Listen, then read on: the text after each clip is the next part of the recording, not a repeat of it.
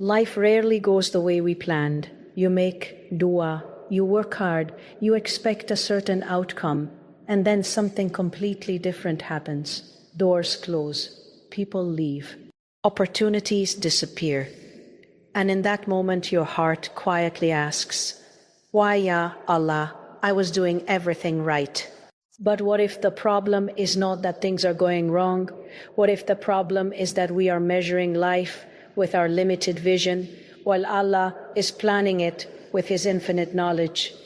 There is a subtle but powerful shift that changes everything, moving from resisting Allah's plan to accepting it. Not passive acceptance, not giving up, but a deep, conscious surrender that says, "Ya Allah, I trust that what you chose for me is better than what I would have chosen for myself." Because the reality is, we only see the surface. We see the job we didn't get, but we don't see the harm we were protected from.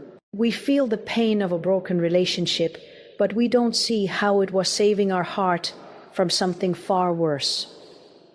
We cry over delayed dreams, but we don't realize that Allah is aligning something greater, something purer, something that will bring us closer to Him. Allah does not make mistakes. Not in your life, not in your timeline, not in your story. Sometimes the delay is the mercy. Sometimes the rejection is the protection. Sometimes the pain is the path to a version of you that you would have never become otherwise. Think about it. How many times in your life did something not work out and later you said, "Alhamdulillah, it didn't happen." At that time, it felt like loss. But with time, Allah showed you the wisdom behind it. So why is it so hard to trust Him now? Because we are attached. Attached to outcomes, attached to people, attached to how we think life should look. And attachment makes surrender difficult. We want control. And when we don't have it, we feel uneasy. But control was never ours to begin with. Real peace begins when you let go of the illusion of control and hold tightly to the certainty of Allah's wisdom. Acceptance does not mean you stop making dua. It doesn't mean you stop striving. It means that after you've done your part, your heart is at ease with whatever Allah decrees.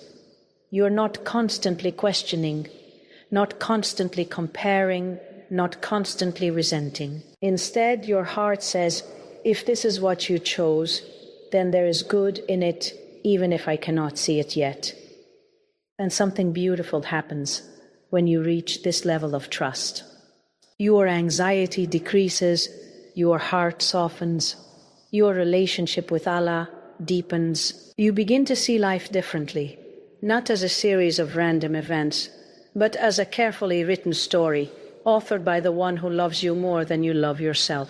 Allah's plan is not just about where you end up. It's about who you become along the way. Every test is shaping you. Every delay is refining you. Every hardship is not to understand every detail. Your role is to trust, to be patient, and to keep turning back to Him. Because at the end of the day, the heart that accepts Allah's decree is the heart that finds peace, not because life becomes easy, but because it knows it is in the hands of the most merciful. And when you truly accept that, when you stop fighting what Allah has written and start embracing it, that is when your life begins to change. One of the greatest internal struggles a person faces is the need to feel in control. We plan, we calculate, we set expectations, and we convince ourselves that if we do everything right, life should unfold exactly as we envisioned. But life has a way of humbling that assumption. Things don't always go according to plan, and when they don't, it creates anxiety, frustration, and sometimes even doubt. This is where the concept of truly trusting Allah begins to take shape, not as a theory, but as a lived reality. Trusting Allah means recognizing that your vision is limited, while His knowledge is absolute and encompasses what was, what is, and what will be. You may see only what is in front of you, a single moment, a single outcome, but Allah sees the entire picture. He knows the consequences of every path, the hidden harms, the unseen blessings, and the long-term impact of every decision and event in your life. When something doesn't go your way, it is not a failure of your effort. It is a redirection by the one who knows what you do not. The difficulty lies in letting go of the illusion that you were ever in control to begin with. Control gives a false sense of security. It makes you feel safe because you believe you can shape your future exactly how you want it. But in reality, control has always been partial at best. You control your intentions, your efforts, your choices, but not the results. The outcomes have always been in Allah's hands. When a person holds tightly to this illusion of control, every unexpected turn feels like a disruption, almost like something has gone wrong. But when you begin to internalize that Allah is the ultimate planner, those same moments start to feel different. They may still be difficult, still painful, but they are no longer meaningless or random. They carry purpose, even if that purpose is not immediately clear. Letting go does not mean becoming passive or careless. It does not mean you stop striving or planning. Instead, it means you do your best with sincerity and then release the outcome from your heart. You stop tying your peace to a specific result. You stop believing that your happiness depends on things unfolding exactly as you imagined. And in that release, there is a quiet strength. A strength that comes from knowing that even when things don't make sense to you, they are still under the control of the most wise, the most merciful. One of the most difficult things for the heart to accept is that what feels like a loss may actually be a form of mercy. When something is taken away from you, when a door closes, or when an opportunity slips through your hands, your immediate reaction is often disappointment. Sometimes even heartbreak. You begin to question what went wrong, what you could have done differently, or why allowed this to happen. But what you see in that moment is only the zahir, the surface of the situation, not the reality behind it. Allah, in His infinite knowledge and mercy, sees what you do not. He knows the unseen consequences of what you are asking for, what you are pursuing, and what you are attached to. Something you are desperately holding on to might carry harm that your heart is not ready to bear. A relationship you wanted so badly might have distanced you from Allah slowly and subtly. A job you were chasing might have brought stress, compromise in your values, or a path that takes you away from your purpose. But because you only see the immediate benefit, you struggle to understand why it was taken away. Rejection, then, is not always deprivation. Sometimes it is divine redirection. It is Allah, out of His care for you, placing a barrier between you and something that could have hurt you spiritually, emotionally, or even physically. And the pain you feel is not because Allah is punishing you, but because your heart was attached to something that was never meant for you in the first place. Delays carry a similar wisdom. When something you long for does not come at the time you expect, it can feel like you're being overlooked or forgotten. But Allah is never unaware of your situation. The delay may be preparing you, strengthening you, or aligning circumstances in ways you cannot yet see. There are qualities you need to develop, lessons you need to learn, or even people you need to meet before what you are asking for can truly be good for you. Even loss, in its deepest form, holds meanings that are often hidden. It can soften the heart, detach it from the dunya, and redirect it toward Allah in a way that comfort never could. It teaches you reliance, patience, and sincerity in your connection with Him. What feels like something being taken away may actually be Allah protecting your future, preserving your faith, and guiding you towards something far better than what you had imagined. There is a common misunderstanding that acceptance means passivity, that if you are truly content with what Allah decrees, you stop striving, you stop making dua, and you simply settle. But that is not the essence of true acceptance. True acceptance is an internal state of the heart, not the absence of effort. It is the ability to continue striving with sincerity while your heart remains at peace with whatever outcome Allah chooses for you. A believer is not meant to be passive. You are encouraged to plan, to work hard, to pursue what is good, and to turn to Allah constantly in dua. You ask Him with hope, you put in effort with sincerity, and you take the means available to you. But after all of that, there comes a moment where the result is no longer in your hands. This is where the heart is tested, not in the action, but in the reaction. If the outcome aligns with what you wanted, gratitude flows easily. But if it does not, the state of your heart reveals the depth of your trust. Do you feel resentment? Do you question in Allah's wisdom? Or does your heart remain calm, even in disappointment, because it knows that what Allah chose is better, even if it is not what you desired? This inner calm is what defines true acceptance. It is not that you don't feel sadness or pain. Those emotions are natural and human. Even the prophets experienced grief and hardship. But beneath those emotions, there is a steady foundation of trust, a quiet certainty that Allah's decree is always rooted in wisdom and mercy.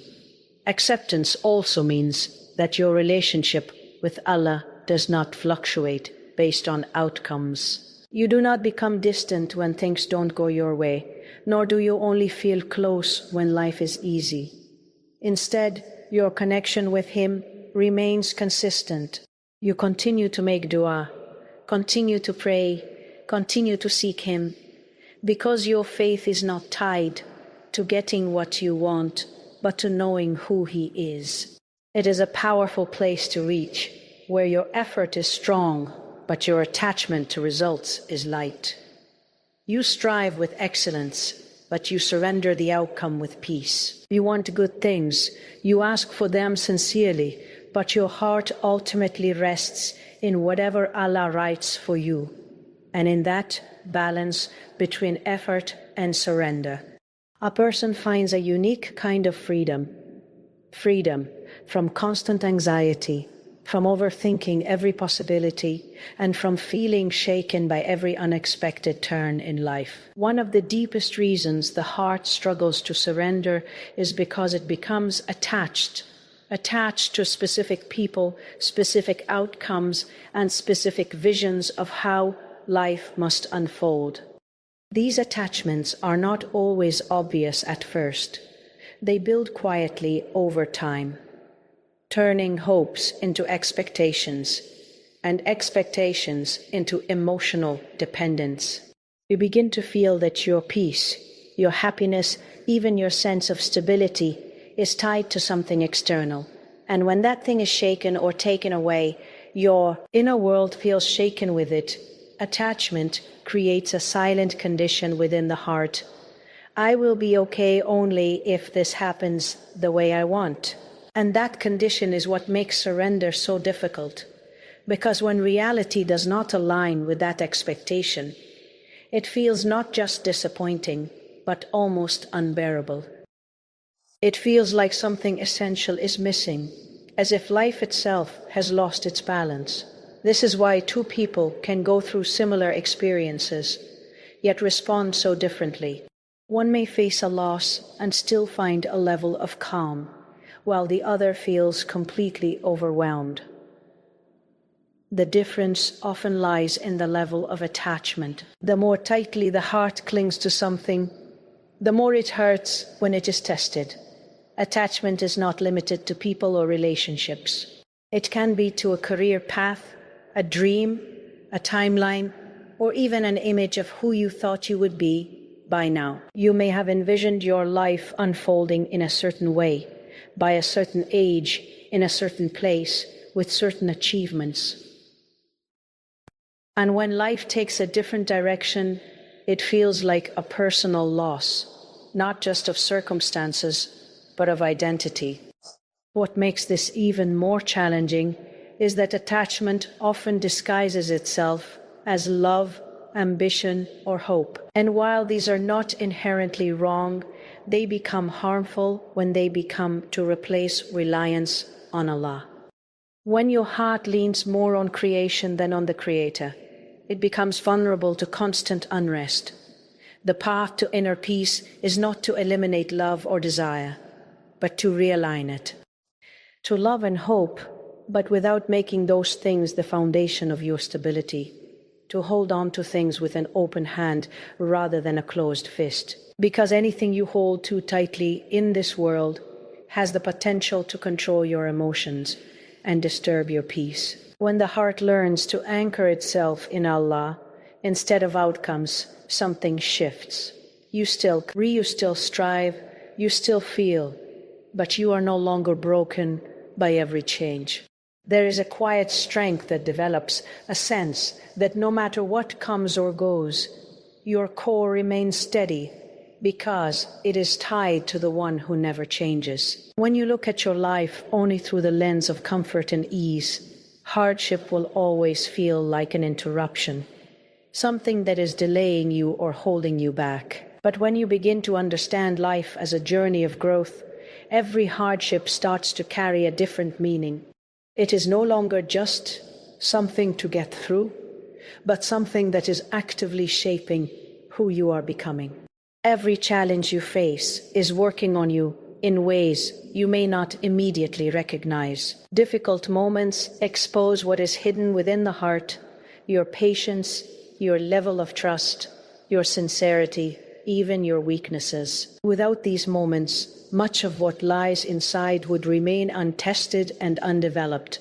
It is through pressure that true character is revealed and refined. Delays, for example, often build qualities that immediate success never could. When something you deeply want takes time, you are being taught patience, not just the ability to wait, but the ability to wait while maintaining faith, while continuing to strive, and while keeping your heart connected to Allah. That kind of patience transforms a person. It deepens your reliance on Him and strengthens your inner resilience.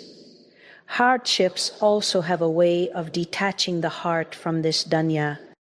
When everything is going well, it is easy to become comfortable, to rely on what you have, and to forget the temporary nature of this life. But when difficulty enters, it shifts your perspective. It reminds you that nothing here is permanent, and it gently redirects your focus back to Allah as your ultimate source of stability and peace. There are also lessons in humility within every trial. When things are within your control, it is easy to feel self-sufficient. But when you are placed in a situation where your efforts alone are not enough, you begin to recognize your need for Allah more deeply. That awareness softens the heart and brings a sincerity to your dua that may not have existed before. Even emotional pain, as heavy as it can be, carries a purpose. It expands your capacity for empathy, allowing you to understand others in ways you couldn't before. It makes you more compassionate, more aware, and more connected to the struggles of those around you. All of these experiences, delays, losses, challenges, are not random. They are carefully placed in your life to mold you into a stronger, more grounded, and more spiritually aware person. Each one is a step in your journey back to Allah, even if it does not feel that way in the moment. There is a subtle shift that changes the entire way you experience hardship. And it begins with the questions you ask yourself. When something painful or unexpected happens, the natural reaction is to ask, why is this happening to me? It feels instinctive, almost automatic. But this question, while human, often keeps the heart stuck. It circles around confusion, frustration, and sometimes even a sense of injustice without offering a way forward. When you remain in that space for too long, the situation begins to feel heavier than it already is. Your thoughts replay the event again and again, searching for answers that may never fully come. And in that process, the heart can slowly drift toward negativity, toward doubt, dissatisfaction, or emotional exhaustion. But when you gently shift the question to, what is Allah teaching me through this, something begins to open. It does not immediately remove the pain, but it gives it direction. It transforms the experience from something that is simply happening to you into something that is working for you. This question invites reflection instead of resistance. It allows you to pause and look beyond the surface of the situation. You begin to consider what this moment is revealing about you, your reactions, your expectations, your level of patience, your reliance on Allah. It brings awareness to areas of your heart that may need growth, healing, or realignment. Sometimes the lesson is about patience, learning to remain steady